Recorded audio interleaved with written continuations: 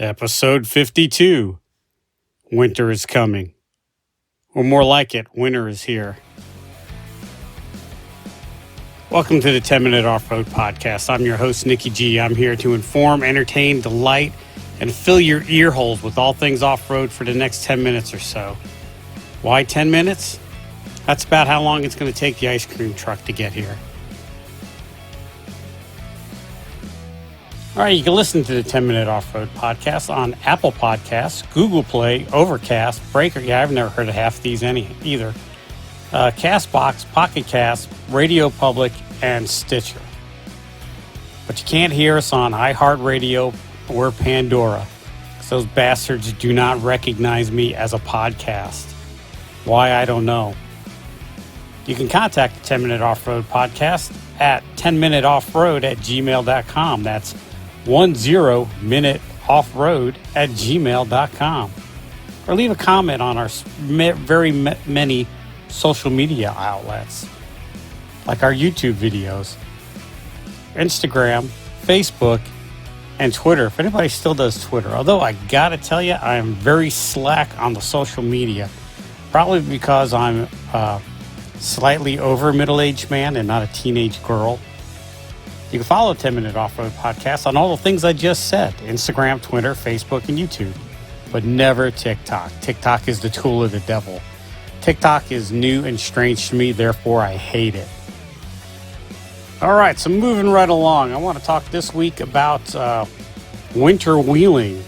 We just had our first snowstorm in North Carolina. We're in the area of North Carolina I'm in. Other areas up in the mountains have been getting snow.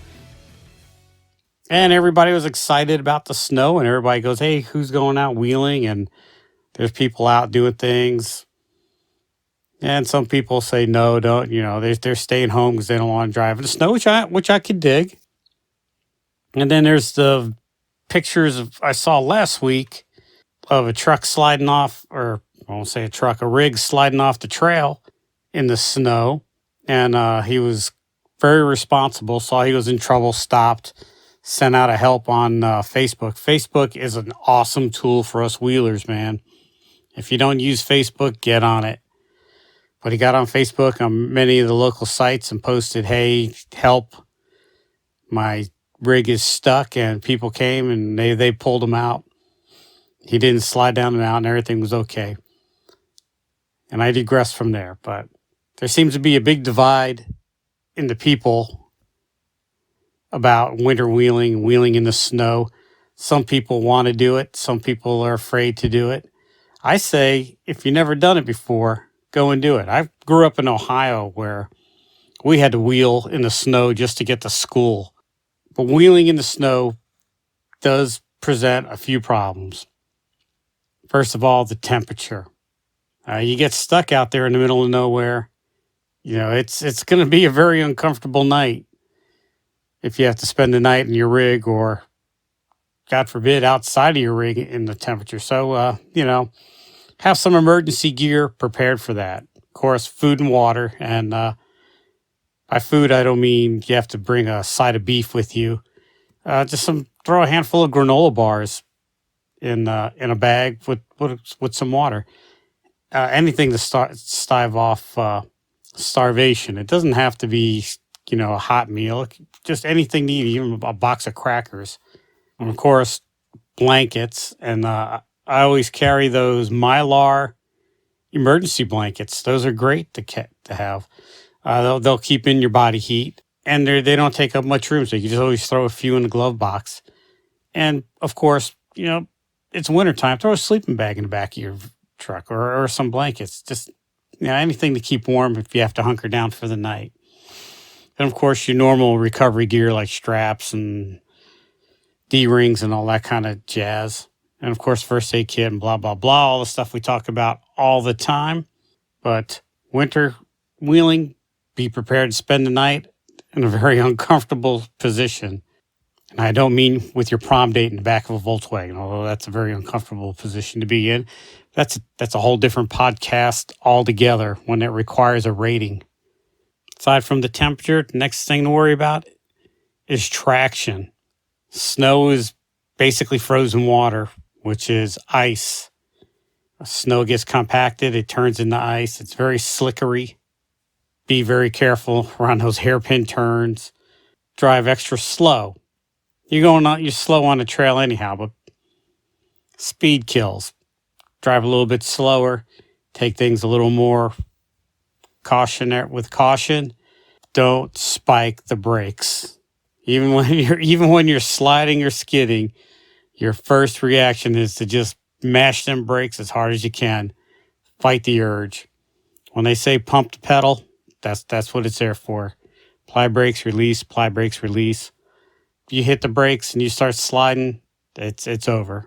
The big thing is to not slide, or slide when you want to slide, not when you don't want to slide.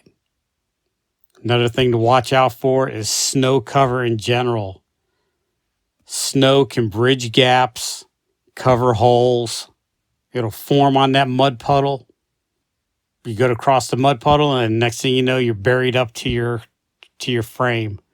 Be very careful if you see like a wet dent in the snow, and just be very wary of your surroundings. If you're with somebody and you see them bogged down, hey, stop, because you're probably going to have to pull them out. Which leads me to another point, is throwing in the towel. Know when it's too bad for your skill, for your vehicle, for conditions. There's no shame in turning around, going back. I've turned around and left on many trails. Never once have I felt less of a man for it. Felt less of a man for other things. I like to apologize to my wife.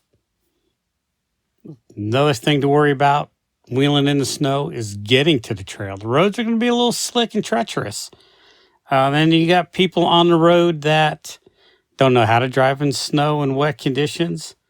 And then you have people from the north that know how to drive in snow, but don't recognize that here in North Carolina, we don't have snow removal equipment. Our snow removal equipment is Mr. Sun.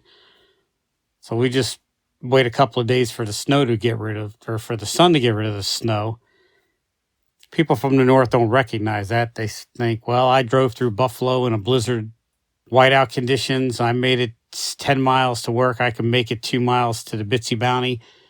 And next thing you know, they're in the ditch. And when you're on the roads, your four-wheel drive will help you a little bit. But on ice, when you're skidding out of control, four-wheel drive is not going to help you. When I'm on the road, I drive in two-wheel drive until I get stuck, and then I put it in four. As a friend of mine explained to me, four-wheel drive is to get you out of stuff that you were stupid enough to get into with two-wheel drive. With that being said, see the snow, go out and enjoy it. Don't be afraid of it. But if you are afraid, then I'm cool with that too. No shame. But you should go out and experience it. Driving in the snow, wheeling in the snow, it's a blast. Night wheeling in the snow is very surreal. I wouldn't recommend it because that's a whole new danger level that I'm not even going to get into. But that's about it. All right, I'm going to wrap the show up. I'm going to wrap the show up on that. I want to thank each and every one of you for listening. I enjoy it. I love doing this podcast. And I love it when people say, hey, I caught your podcast the other day and you did great. Or, hey, I caught your podcast the other day and you suck.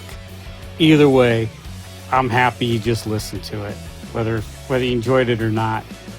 All right, on that note, I'm just going to leave it at that.